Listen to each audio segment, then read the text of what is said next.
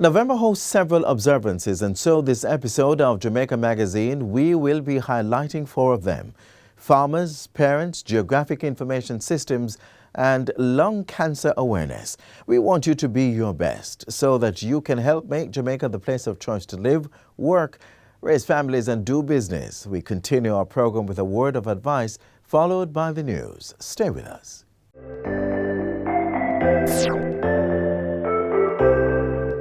Getting the first dose is not an excuse not to wear the mask, not to social distance or physical distance, not to sanitize. Getting the first dose is not justification for deciding that you're going to resume the parties, the gatherings beyond the limits that have been established. The journey is to observe the protocols, take the second dose when it is time, and then we will resume some semblance of normalcy once we achieve herd immunity.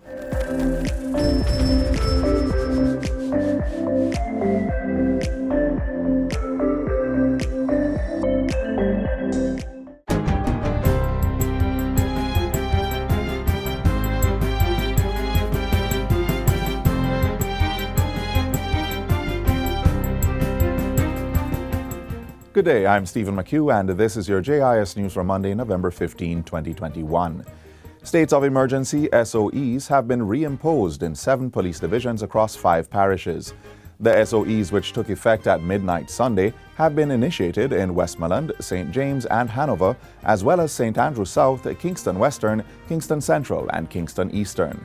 At a press conference Sunday morning, Prime Minister Andrew Holness said the enhanced security measure was applied due to a sharp increase in the murder rate, which exceeds the regional average of 15 per 100,000. Every Jamaican would have recognized that the nature and frequency of the violence has devolved to a level of barbarity, a level of savagery. It is almost a competition for cruelty. The worst of the worst, and it appears to be designed, properly calculated to drive fear into the citizenry of the country and panic in communities. The Development Bank of Jamaica, DBJ, says to date it has approved $1 billion to 9 participating financial institutions under its SERVE program. Of that amount, more than $536 million has been dispersed to micro, small, and medium-sized enterprises, MSMEs. The DBJ SERVE program consists of $3 billion in low-interest loans and grants to help businesses recover financial loss from the pandemic and purchase digital technology equipment and receive technical support. Managing Director Milverton Reynolds says there is an overall $2.9 billion in demand for take-up. Based on the demand that we're seeing and the indications that we're receiving from our financial institutions, it is very clear that we really are going to be oversubscribed for the loan facility. We are extremely proud of the progress we have made and are using every chance we get to let every Jamaican entrepreneur in the MSME community know and make use of the product and services under the SERVE program. Mr. Reynolds was speaking at the recent launch and signing of an agreement between the DBJ and the Jamaica Technology and Digital Alliance for the Go Digital Marketplace. Government is stepping up efforts to provide modern medical equipment for hospitals and health centers. Health Minister Dr. Christopher Tufton says the ministry is reinitiating a project that will direct action to address these issues over the next 5 years. We have started under the investment IADB, the IADB funded health services support project, where an investment for this particular purpose of over 700 million Jamaican dollars would be made for medical equipment at the Spanish Town Hospital, St. Anne's Bay Hospital, and the Maypen Hospital. And this investment will see the purchase of 3 CT scan machines, X-ray machines, dental equipment, and equipment for our operating theaters. He points out that the health investment project should have started in 2020, but was delayed by the pandemic. It is part of the ministry's 10-year strategic plan to meet the changing demands for current and future healthcare services. Students and staff at Lennon High School will now benefit from increased digital learning opportunities following the donation of a Huawei Idea Hub interactive panel. Education State Minister Robert Morgan says this signals that there are people willing to invest in the education of our young people. I'm very sure that the teachers who are going to use it, it's going to enhance their ability to educate the children that they are in charge of. I really appreciate it, and I'm sure the school population appreciates it, the kids appreciate it, and the people of Moko and North Central Clarendon appreciate it. An interactive panel is a mounted device that enables users to make visual presentations and control on-screen data through digital touchscreen interactions. Lennon High is now one of 2 schools in Jamaica that have access to this technology. And finally, the St. James Municipal Corporation says it will be tightening measures to crack down on street vendors who continue to operate outside of the designated vending areas in Montego Bay. Mayor of Montego Bay, Councillor Leroy Williams, brought home the point during a recent JIS think tank session. The St. James Municipal Corporation remains committed to managing street vending in the downtown city space. Even though we have put structure in place to facilitate orderly vending, itinerant vendors continue to flout the rules and regulations governing our city space. It is going to take a greater level of enforcement to get some semblance of conformity. He says registered vendors are only allowed to ply their wares at Lower Market Street, Church Lane, Lower Lawrence Lane, Lower Union Street, Lower Corner Lane, Orange Street, and a section of St. Claver Avenue. St. James Street remains a no-vending area. Mayor Williams says the municipal corporation remains committed to constructing a multi-story vendors arcade on the site of the old shoe market, which is located at the corner of St. James and Strand Streets in Montego Bay. He says funds to build the facility will be derived from the sale of the 5-hectare Bogue Industrial Estate property. And that's it for JIS News Today. I'm Stephen McHugh. Thanks for watching.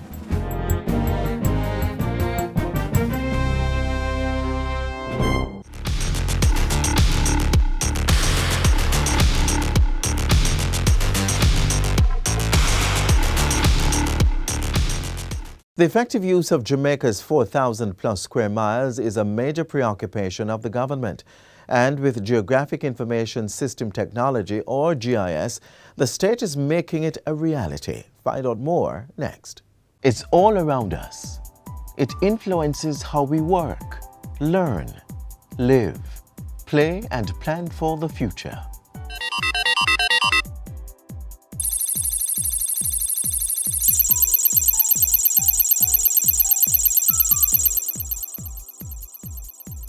GIS is the short form of Geographic Information System. It's a computer-based system built to capture, store, manipulate, analyze, manage, and display all kinds of spatial or geographical data. In geography class in high school, persons were taught that in geography, we're able to locate where features are using coordinates. That's the basis of GIS. Knowing where these features are on the Earth's surface and being able to represent that within a computer-based environment where that is seen visually. So it's a support tool that we use to provide additional extension to any business process. And with this GIS technology, the government has been mapping Jamaica's course on the Information Highway. Leading that charge is the Land Information Council of Jamaica, LICJ, a mandate held since 1992.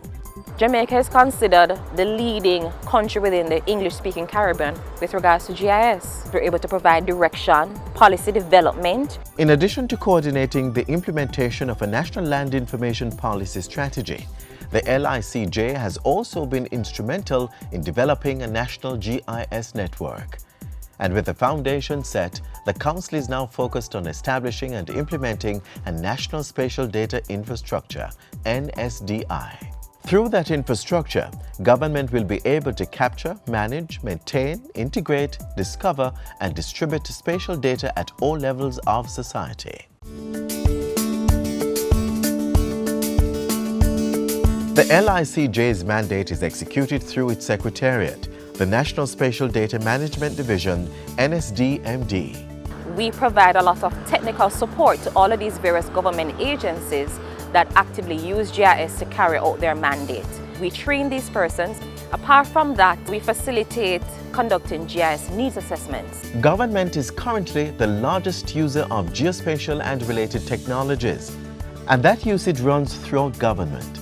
It's seen in the water sector, transport, disaster management, environment management, national security, education, health, and agriculture. But no other area has seen the proliferation of GIS technology than that of land use and development. At the Urban Development Corporation, GIS is used to streamline operations in various departments, including estate management, business development, architecture, and corporate security. We are on the road now to our 50th anniversary, and we see GIS as being that enabling tool to provide UDC now with not just the way to make better decisions in development, but also improving UDC's image as a modern entity. The same is true for the National Land Agency's land titling, land valuation, surveys and mapping, and estate management divisions. A lot of the business processes that exist within the different divisions have GIS tied into it. So for example, there is no way that somebody can, at present, acquire a new certificate of title without some work happening on the GIS end. The National Works Agency also uses GIS in project planning, land acquisition, and location analysis.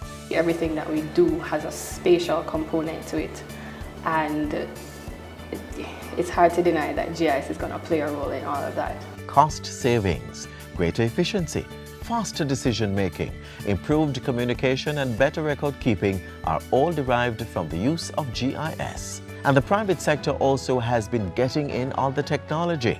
Increasing GIS nationwide is also a focus for the LICJ and the NSDMD. To facilitate this, the government has signed an enterprise license agreement with the Environmental Research Institute. That agreement has been a game changer. It has allowed us to be more efficient, in terms of accessing the data and using it to provide more information and to engage also with the public as well. What it does is open up a whole new world. So there are almost no limits to what we can do with GIS and improving the way we handle our spatial data as a government. Public awareness has also been heightened with the GIS Day during Geography Awareness in November. That observation has been staged annually since 2003. In 2017, with the LICJ celebrating 25 years groundbreaking work, there will be a 2-day GIS user conference in October. The conference will focus on national security for sustainable development under the theme Geospatial Technologies, Mapping Our Way to Secure Communities. As we strive to learn more about each other and the world around us, there is no doubt that GIS is the most practical and beneficial tool in this process. As Jack Dangamond, co-founder of the Environmental Systems Research Institute, said, GIS is waking up the world to the power of geography, the science of integration, and has the framework for creating a better future. We invite you to learn more about the GIS User Conference by visiting the webpage at gisuserconferenceja.com.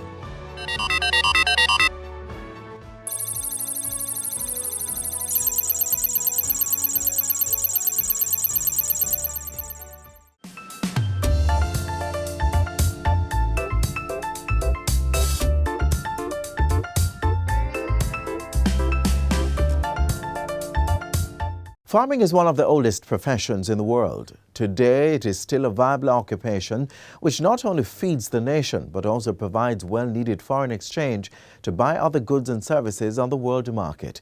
If you're planning to be a part of this noble profession, this next feature is for you.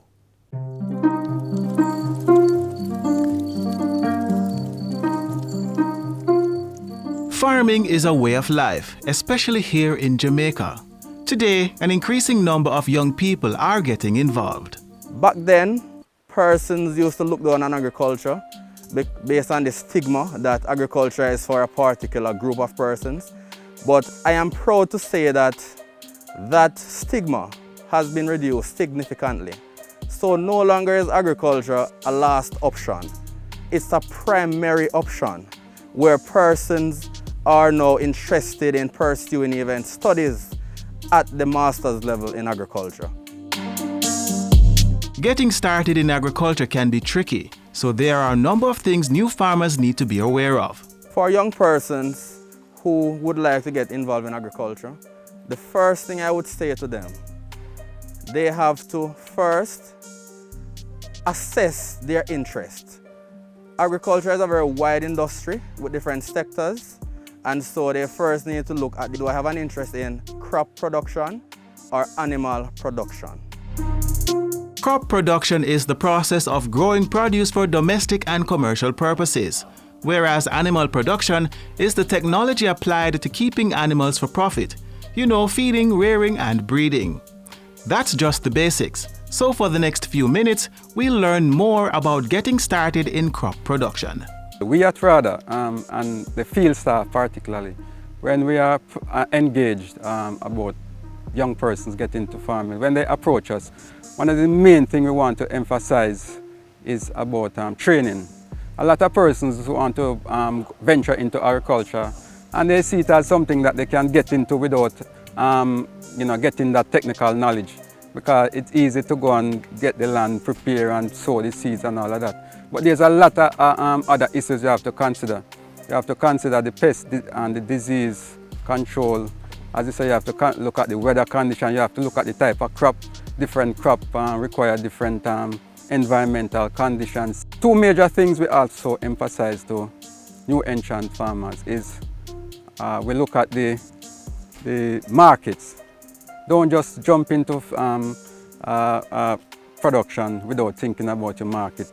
I know it's sort of tempting for a lot of persons when prices are high and it look very nice, and you can get a lot of income, but that's not always the case. Because by the time you put in that crop, the price is usually, and the crop come in, the price is usually low. So we look at the market.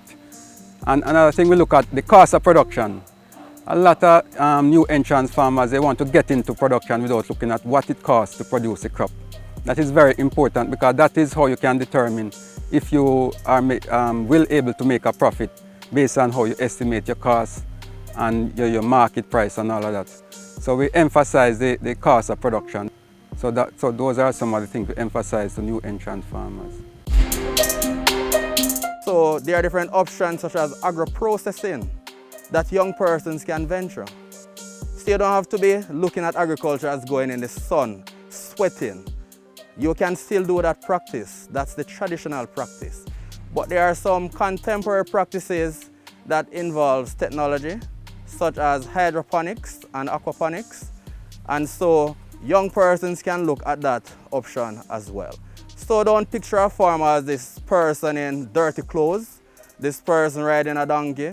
Some of the farmers know they are driving the biggest vehicle you can think of, and they live in the best household that you can think of. Another thing that you need to do is to partner with RADA, in particularly the agri-linkages, to help you seek possible markets before you venture into the field of agriculture.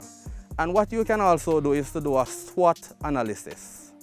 When I say a SWOT analysis, once you identify your interest, you're going to be now looking at your strengths, assess the strengths, you're going to assess the weaknesses and how you can overcome them.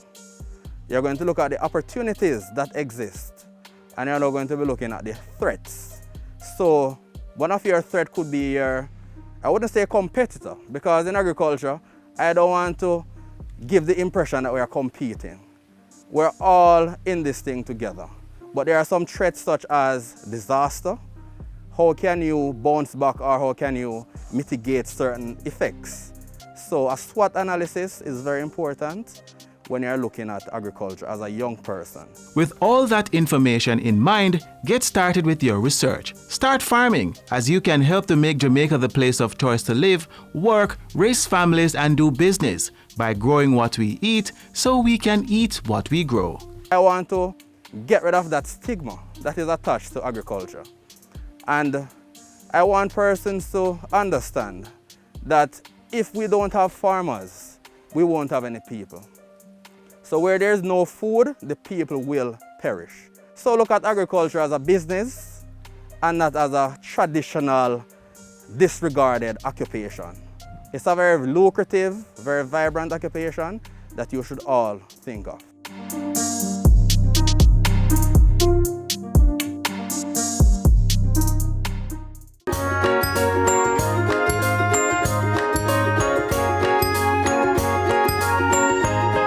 All children deserve positive parenting.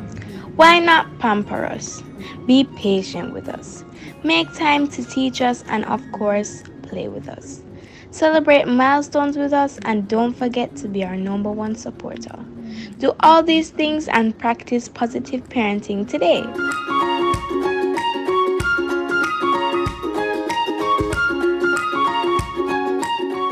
Parents, guardians, and caregivers, this next feature was prepared with you in mind as you impact our future generations.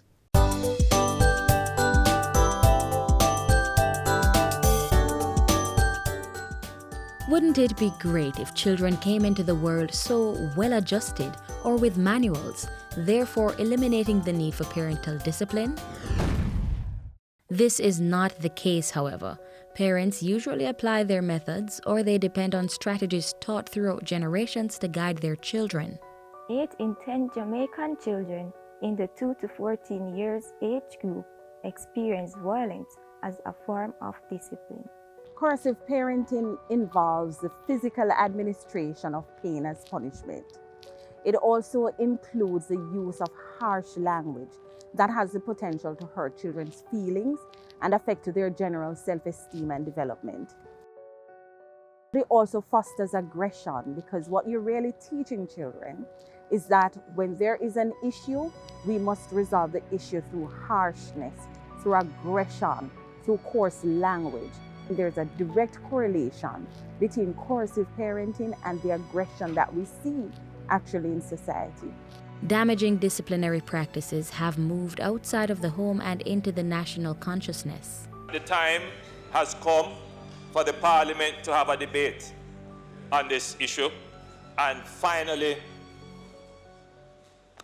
declare corporal punishment at an end, both within public institutions and as a means of discipline available to parents. I think it would be a forward-leaning step in making a stance against violence generally, and it would send a powerful message about the state respecting the inviolability of the person, whether or not that person is a child or an adult. Children need guidance, and many wonder if not with the rod, then how? Enter the National Parenting Support Commission, NPSC, an agency of the Ministry of Education, Youth and Information. The ministry established the commission in 2012 to provide parents with the requisite skills and tools to raise children. We work at 3 tiers. We work at home, school, and community. Our first and most important priority, however, is to ensure that we're fostering the home-school relationship. We must ensure that parents as key stakeholders feel involved in the entire process of educating their children. Now, to do this, the Commission assists parents in several ways, including providing psychosocial support, assisting parents with understanding the teaching-learning process, and conducting parenting education programs. Through our effective parenting courses, we push proactive strategies. In other words, you are going to put structures in place before behaviors that you don't desire actually show. Parents and guardians should consider the child's developmental stage when determining the best method of guidance.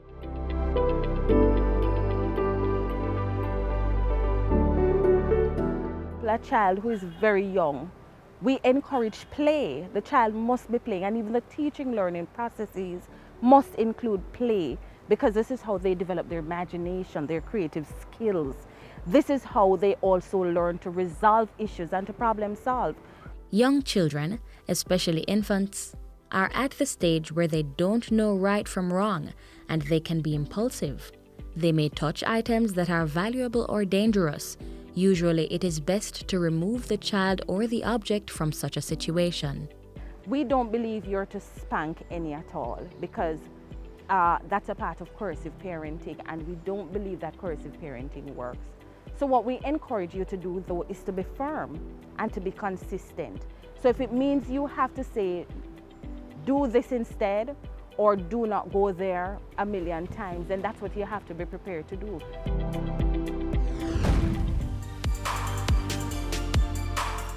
The teenage years can challenge both children and parents. With the physical and chemical changes happening in the body, teens may act out as they may be unsure of their place in the world. This can be a very difficult time to navigate. So we ask that you start relaxing some of the very stringent rules, and you also have conversations and you compromise. And to address challenges, caregivers can remove privileges. If the child becomes stubborn, has a fixed mindset, if you will, that this is what he or she is going to continue to do, then you might need professional help. You might need to call the commission, or you might need to call a social worker or a guidance counselor to help. Being a proactive parent means setting clear boundaries, letting children know what is acceptable behaviors and why rules are in place. And don't forget to model behaviors you want young ones to display. There may not be a one-size-fits-all for raising children. By assessing the right information and using effective parenting techniques, we can nurture adults willing to play their part in making Jamaica the place of choice to live, work, raise families, and do business. To tap into information from the National Parenting Support Commission, call 876-967-7977 or visit their offices at 37 Arnold Road, Kingston 6.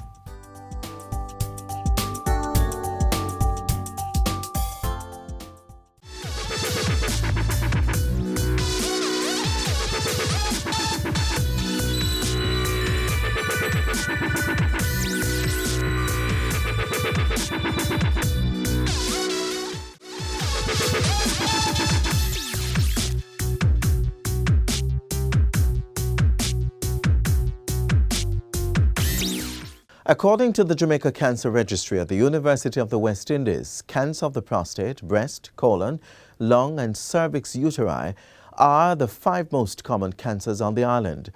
Today we'll be focusing on lung cancer.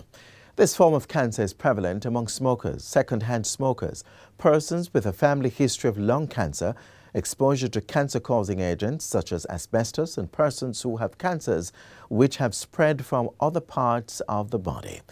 Signs and symptoms include a persistent and recurring cough, shortness of breath, chest and bone pain when breathing or coughing, unexplained tiredness and weight loss, headaches, or coughing up blood.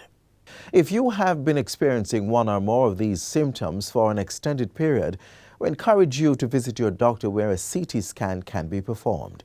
Should your results confirm a lung cancer diagnosis, discuss treatment options with your healthcare provider. If your results are negative, we urge you to adopt a healthy lifestyle through food and exercise, quit smoking, avoid second-hand smoke and carcinogens, and conduct regular screening for the disease. Remember, early lung cancer detection increases your chance of a full recovery.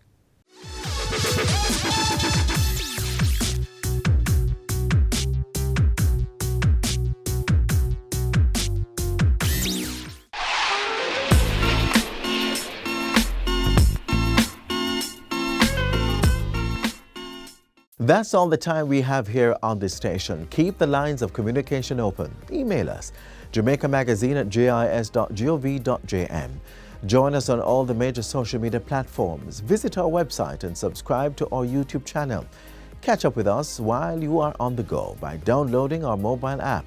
We're here for you. On behalf of the entire team here at the JIS, I'm Adrian Atkinson. Thank you so much for watching. This has been a production of the Jamaica Information Service, the voice of Jamaica.